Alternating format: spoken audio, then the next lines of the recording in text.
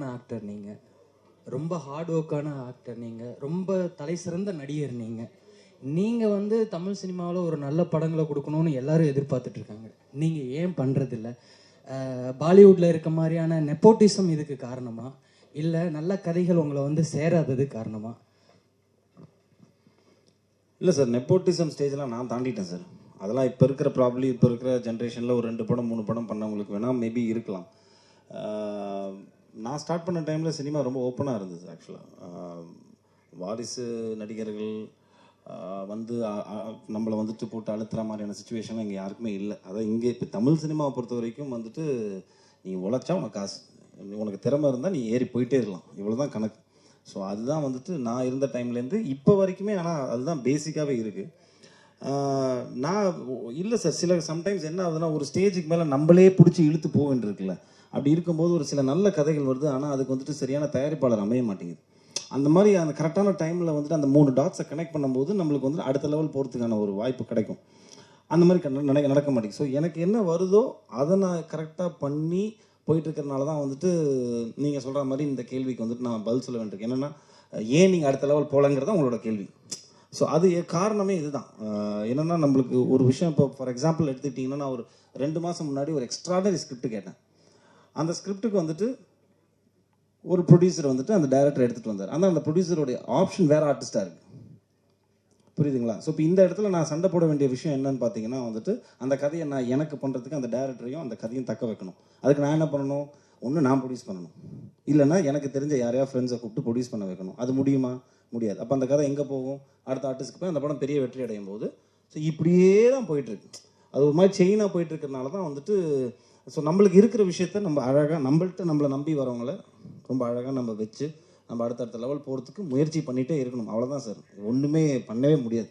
That is how it works. When you don't have a push, you have to accept the fact. அவ்வளோதான். இதுதான், இதை push பண்ணி போவோம், எங்கேயோ ஒரு டைமில் வரும், அவ்வளோதான். மற்றபடி நெப்போட்டிசம்லாம் கிடையாது சார். தமிழ் சினிமா பொறுத்த வரைக்கும்லாம் எனக்கு தெரிஞ்சு எல்லாரையும் வந்துட்டு வாழ வச்சுட்டு இருக்கு தமிழ் சினிமா. நீ வந்து திறமையோடு இருக்கியா, உழைக்கிறியா, ரெடியாக இருக்கியா, போயிட்டே இருக்கலாம். அது அவ்வளோதான். Thank you sir. பக்கத்தில் ma'am. Hello ma'am. I'm a very big fan of you, ma'am. சின்ன வயசுலேருந்து மட்டும் சொல்லிடாதீங்க மேம். இப்போ வந்து ஹேமா கமிட்டி அப்படிங்கிற ஒரு விஷயம் வந்து கேரளாவில் ரொம்ப வைரல் ஆகிக்கிட்டு இருக்கு. அதுக்கான மேடை இது கிடையாது சார். நீங்க பேச வேண்டிய இடத்துல இருக்கீங்களா மேம்? இல்லை, பேச வேண்டியவங்க பேசணும். பெண்கள் நிறைய பேசிட்டாங்க, பேச வேண்டியது பேசணும். So this is not the time. அந்த கொஸ்டினுக்கான மேடை இது கிடையாது சார். படம் குறித்து உங்களுடைய கேள்விகள் இருக்கட்டும். பரத் சார், சார் சொல்லுங்கள் சார். இங்கேருந்து பார்க்குறப்போ நிறைய ஆடியோ ஃபங்க்ஷன் இந்த மாதிரி ப்ரெஸ் மீட்லாம் கலந்துருப்போம். ஆனால் இவ்வளோ ஹீரோயின்ஸ் மேடையில் இருக்க மாட்டாங்க, வெறும் ஆம்பளைங்களே இல்லை மீட்டிங்லாம் பார்த்துருக்கோம். இவ்வளோ ஹீரோயின்ஸ் இங்கேருந்து பார்க்குறப்ப எங்களுக்கே மகிழ்ச்சியாக இருக்குது. படத்தில் நடித்த உங்களுக்கு எப்படி இருந்தது? நடித்தது ஒரே ஒரு ஹீரோயினோடங்க. இது வந்துட்டு 4 கதை சேர்ந்த ஒரு படங்கிறதுனால 4 கதையோட மொத்த ஹீரோயினும் இங்கே இருக்காங்க. ஆனால் நான் நடித்தது அந்த ஒரே ஒரு ஹீரோயினோட தான், சினியோட தான் நடிச்சிருக்கேன் நான். ஆமாம், நான் இல்லை, இவங்களோட காம்பினேஷன் இருக்குது. அஞ்சலி அவங்களோட இருந்தது, பட் இவங்க மேடமோட இல்லை.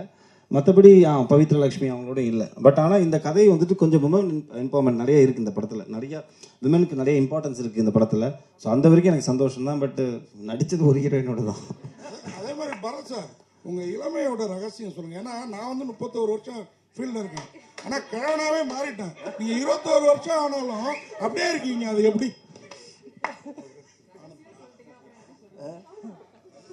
இல்லை சார், ரொம்ப ஹாப்பி.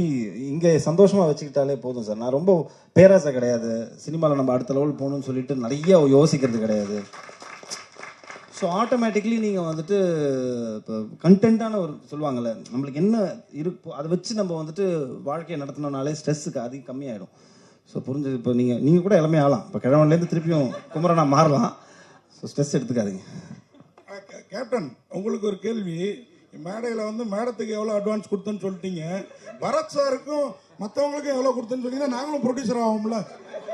அண்ணா அதெல்லாம் தனியாக வாங்கலாம், பேசிக்கலாம். டைரக்டர் சொல்லுங்க. ஆக்சுவலாக மெட்ராஸ்னு ஒரு படம் வந்தது, அது வந்து ஒரு துரோகம் அப்படின்ற ஒரு கான்செப்ட்ல போச்சு. அது பல பல அரசியல் இதெல்லாம் பேச ஆரம்பிச்சு. உங்களுடைய ஒன்ஸ் அப்பான் டைம் மெட்ராஸ் அப்போ வந்து ஃபுல்லா பாத்தீங்கன்னா கத்தி தான் பேசிச்சு. நீங்க கன்னுடைய புல்லட் வச்சிருக்கீங்க, என்ன சொல்ல போறீங்க? டைட்டில் வந்து பார்த்தீங்கன்னா இது ஒரு ஒரு இந்த கன் வர்றதுக்கான ஒரு அடிப்படை சம்பவம் இருக்குங்களா, அது வந்து ஒரு 12 இயர்ஸ்க்கு முன்னாடி நடந்த ஒரு உண்மை சம்பவம். ஸோ அதை வந்து உங்களுக்கு ஞாபகப்படுத்துகிற மாதிரி தான் அந்த டைட்டில் நான் வச்சுருக்கேன். அது மட்டும் இல்லை, இது வந்து எல்லா லாங்குவேஜும் கொண்டு போகணும்னு நினச்சோம். உலகம் முழுக்க பார்த்தீங்கன்னா once upon time in America இருக்கும், ஹாலிவுட் இருக்கும். ஸோ இந்த டைட்டில் கேட்கும்போது பிடிக்கும் எல்லாருக்குமே. ஸோ மெட்ராஸ் அப்படின்னு ஒரு டைட்டில் இல்லை. அப்போது என் ப்ரொடியூசர்கிட்ட ஷான் அவர்கள்ட்ட சொல்லும்போது 2 டைட்டில் சொன்னேன், அது இது ஓகேன்னு சொன்னார். நான் சென்னைன்னு சொன்னேன், அவர் தான் மெட்ராஸை மாற்றினது. அப்புறம் மேடம் நீங்கள் மேடில் சொன்னாங்க, நீங்கள் எப்பவுமே ஒரு லக்கி சாம் சொன்னாங்க. என்னென்னா 100 கோர்ஸில் வந்து படம் பண்ணிடலாம், அவங்ககிட்ட ஜெயிச்சிடலாம் அப்படின்னு சொன்னாங்க. அதில் நீங்கள் சொன்னீங்க 20% கேட்குறீங்க. இப்போ நீங்கள் கேட்டீங்கன்னா நான் எப்போ கேட்டேன்? பேசுனீங்களே, அது மட்டும் கேட்டேன், நான் வேற என்னமோ சொன்னேன். சரி சொல்லுங்க, கேள்வி சொல்லுங்க. அதான் மேடம், இப்போ நீங்கள் பர்சன்டேஜ் கேட்டால் எப்படி மேடம் அடுத்த சான்ஸ் கொடுப்பாங்க உங்களுக்கு? நான் கேட்கவே இல்லையே சார். அதான் அவங்களா அந்த பெர்ஃபார்மன்ஸ் ஒத்துழைப்பு எல்லாம் பார்த்து அவங்களா கொடுக்குறேன்னு சொன்னாங்க. நான் கேட்கவே வாங்கிடுவீங்க. ஏன் வாங்கினா நம்மள தேடி வர லட்சுமி நம்ம எப்போ வேண்டாம்னு சொல்லக்கூடாதுங்க, அது சொல்லவே கூடாது. சார்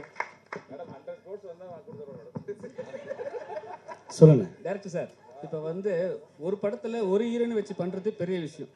எத்தனை ஹீரோயின், அது இல்லாமல் வந்து ஒரு நல்ல ஆக்டர் ப்ளஸ் நல்ல அழகான ஒரு ஹீரோ, அவரை வச்சு பண்ணும்போது ஹீரோ கண்டிப்பாக ஒரு விஷயம் சொல்லுவார், எல்லா ஹீரோவே வச்சு பண்ணுறீங்க, எல்லாத்துக்கும் எங்களுக்கு காம்பினேஷன் கொடுங்கன்னு கண்டிப்பாக கேட்டிருப்பாரு.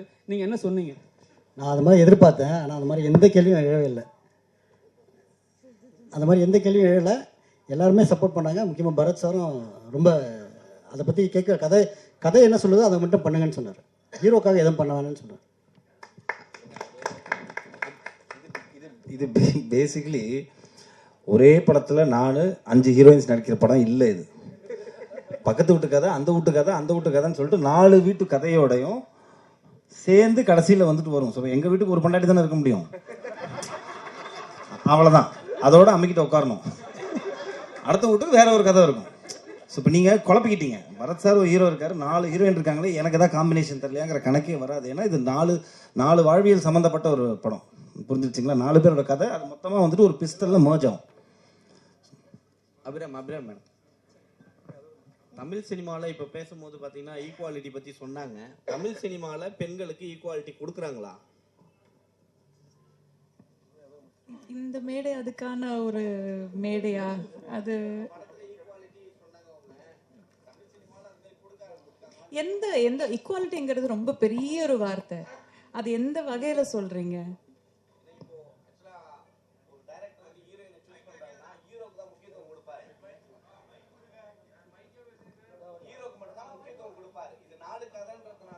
ஹீரோக்கு மட்டும்தான் முக்கியத்துவம் படத்துல எப்பயுமே இருக்கும்.